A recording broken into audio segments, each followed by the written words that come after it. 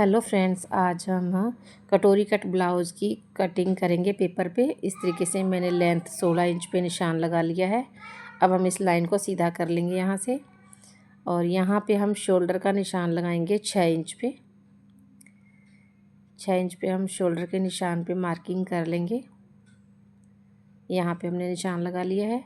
इसके बाद हम शोल्डर का निशान लगाएंगे 6 इंच पे। ये हमने 6 इंच पे निशान लगा लिया है। अब इस लाइन को हम सीधा कर लेंगे। यहाँ से सीधा करने के बाद अब हम यहाँ पे चेस्ट के निशान को भी सीधा कर लेंगे। यहाँ पे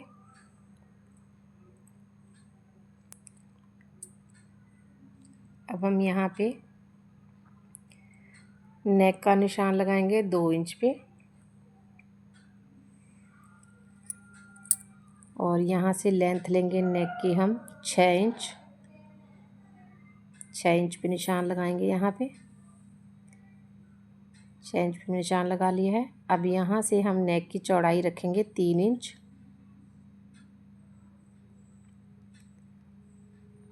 ये हमने लाइन को सीधा कर लिया है, और यहाँ से ऊपर से भी इस लाइन को इस लाइन से मिला देंगे। अब यहाँ से हम आर्म होल की गोलाई के लिए 1 इंच पे निशान लगाएंगे, और ऊपर से हम यहाँ पे 3 इंच पे निशान लगाएंगे। अब हम कटोरी की चेस्ट का निशान लगाएंगे हम 9 इंच पे, और यहाँ पे हम बेल्ट का निशान लगाएंगे 12.5 इंच पे, और इस लाइन को हम सीधा ड्रॉ कर लेंगे। अब यहाँ से हम कटोरी की कटिंग करेंगे। इस तरीके से हमने ये सिंपल ब्लाउज़ की कटिंग का मार्क कर लिया है। अब यहाँ से कटोरी कट करने के लिए हम 6 इंच पे निशान लगाएंगे, और यहाँ से नेक से हम 1 इंच ऊपर निशान लगाएंगे गोलाई देते हुए। यहाँ से ये हमने नेक को गोलाई दी है। अब यहाँ से जो हमने 1 इंच पे निशान लगा दिया है, अब इसके बाद हम आर्म होल को गोलाई देंगे। राउंड शेप देने के बाद अब हम यहाँ से आर्म होल से 2.5 इंच की दूरी पे एक निशान लगाएंगे। ये हमने 2.5 इंच की दूरी पे निशान लगा लिया है। अब इस निशान को इस तरीके से शेप देते हुए गोलाई में, जहाँ पे हमने 6 इंच का मार्क किया है, इसके साथ हम मिला देंगे। ये हमने मिला दिया है। यहाँ से हम 1 इंच ऊपर रखते हुए अब हम इस लाइन को क्लियर कर देंगे। ये हमने निशान लगा दिया है पूरा। अब इसके बाद हम यहाँ पे हम बेल्ट का निशान लगाएंगे। जो हमने यहाँ पे कटोरी का निशान लगाया है, अब इस निशान को हम यहाँ पे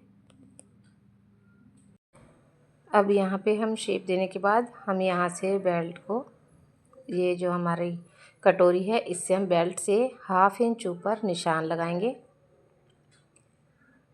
और यहाँ पे 1/2 इंच पे निशान लगाने के बाद अब यहाँ से भी हम साइड से भी 1/2 इंच ऊपर निशान लगा देंगे। यहाँ पे 1/2 इंच का निशान लगा देंगे।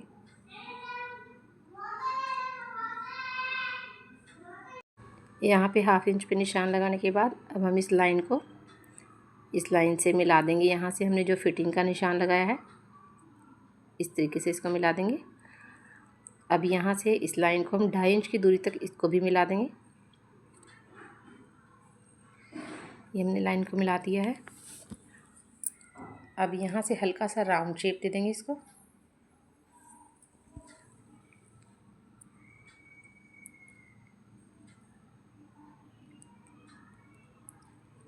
अब इसको हम बेल्ट की कटिंग कर देंगे। यहाँ पे हम बेल्ट को बीच सेंटर करते हुए निशान लगाएंगे। इसको हम बाद में निशान लगाएंगे, पहले हम इसकी कटिंग कर लेंगे। यहाँ से हम बेल्ट को इस तरीके से कट कर देंगे।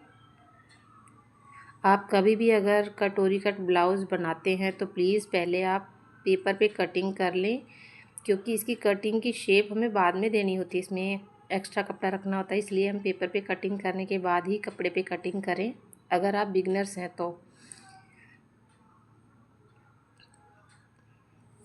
तो इससे हमारे जो कटोरी भी फिक्स अच्छी से बनती है। यहाँ से अब हम नेक की कटिंग कर देंगे।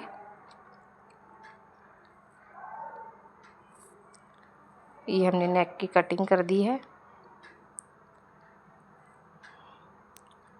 अब यहाँ से ऊपर से हम शोल्डर की कटिंग करेंगे।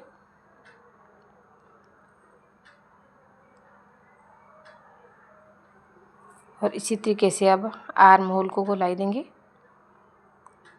यहाँ से भी कट कर देंगे।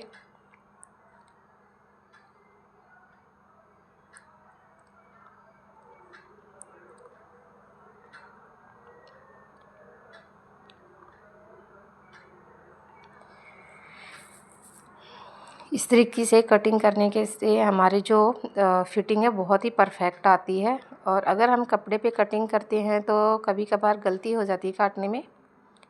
तो यहाँ से जब भी आप कटोरी कटिंग करें तो पेपर पे ही कटिंग करें पहले से। अब हम इसकी कटोरी की कटिंग करेंगे।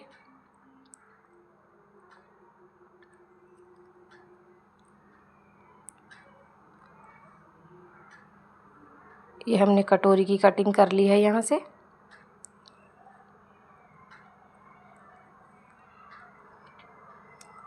अभी हम इसको अलग रखेंगे और दूसरा पेपर लेंगे। तो इसके लिए हम इस तरीके से पेपर की जो हम पेपर पे इस तरह दूसरा पेपर लेंगे उस पे हम इस तरीके से इस कटोरी को रखेंगे।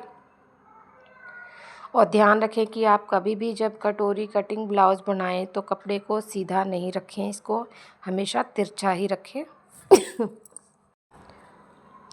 यहाँ से इसको तिरछा रखेंगे हम। तिरछा रखने के बाद अब हम इस पे मार्किंग करेंगे। पहले हमें इसमें जैसे पहले पिन से अटैच कर लेंगे इसको दूसरे न्यूज़पेपर पे तिरछा रख कर, और इसी तरीके हमें कपड़े पे रखेंगे। अब हम इसकी लंबाई को नापेंगे यहाँ से। तो यहाँ से इस तरीके से इसकी लंबाई का निशान रखते हुए हम यहाँ पे हमारी जो लेंथ है वो 5.5 इंच है यहाँ से, और इस लेंथ को नापते हुए यहाँ से वहाँ से हम 1.5 इंच रखेंगे दूरी। यहाँ पे 1.5 इंच पे हमने निशान लगा दिया है और ऊपर से नापते हुए यहाँ से 5.5 इंच कर दिया था। अब यहाँ से हमने जो पहले कटोरी कटिंग किया इसका बीच सेंटर निकालते हुए ये 6 इंच की है, तो यहाँ पे 3 इंच पे हम निशान लगाएंगे। और नीचे हम उस पे यहाँ से हम 1.5 इंच पे निशान लगाने के बाद साइड से भी हम 1.5 इंच पे निशान लगाएंगे यहाँ से। अब यहाँ से 1/2 इंच ऊपर यहाँ से हम नेक का निशान लगाते हुए यहाँ से 1/2 इंच ऊपर 1/2 इंच पे यहाँ से 1/2 इंच का निशान लगाते हुए यहाँ से हम 1/2 इंच पर इसी तरीके से राउंड शेप दे देंगे। ये हम एक्स्ट्रा मार्जिन रखेंगे, हमारा जो नेक की तरफ से सिलाई होगी। और वहाँ से हमने साइड में जहाँ से निशान लगाया है वहाँ पे 1.5 इंच एक्स्ट्रा कपड़ा रखा है हमने। तो इस तरीके से इस लाइन को इसको राउंड शेप देते हुए उसके साथ मिला देंगे। और ये हमें अगर आप नाप लेना भी चाहते हैं कि कैसे लें तो इस तरीके से पहले कटोरी का नाप ले लें जो हमने पहले कटिंग की है। अब उसको उसी के साथ रखते हुए यहाँ से हम शेप देते हुए जितना भी आपका आता है, ये मेरा 8 इंच है तो मैं यहाँ पे 8 इंच पे इस तरीके से निशान लगा दूँगी। और इसको 1.5 इंच जो हमने निशान लगाया था उसके साथ इसी तरीके से मार्किंग कर देंगे। अब जो हमने नीचे 1.5 इंच का निशान लगाया है इस लाइन को इस लाइन से मिला देंगे।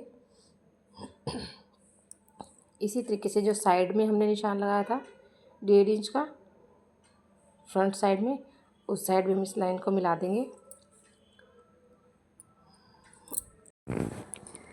ये यहाँ से हमने 1.5 इंच तीनों तरफ रखा है, तो इसको मिलाते हुए यहाँ से इस तरीके से अब अगर कटिंग करना चाहते हैं तो आप इस तरीके से कर सकते हैं आराम से आसानी से। ये तीनों साइड हमने 1.5 इंच निशान लगा के इस तरीके से मार्किंग कर ली है। अब हम जो अंदर जो पहले हमने कटिंग की है इसको अब हम हटा देंगे और इस तरीके से अब इसकी कटिंग कर लेंगे। इस तरीके से आप कटिंग करते हैं तो आपके ब्लाउज़ बनाने में कोई भी दिक्कत नहीं होगी और बहुत ही आराम से आप अपने नाप के भी ब्लाउज़ बना सकते हैं। ये मैंने 34 साइज़ का बनाया है और इस तरीके से ये मैंने कटिंग कर दी है कटोरी कट। अगर आपको वीडियो पसंद आई हो तो प्लीज़ वीडियो को लाइक करें, चैनल को सब्सक्राइब करें।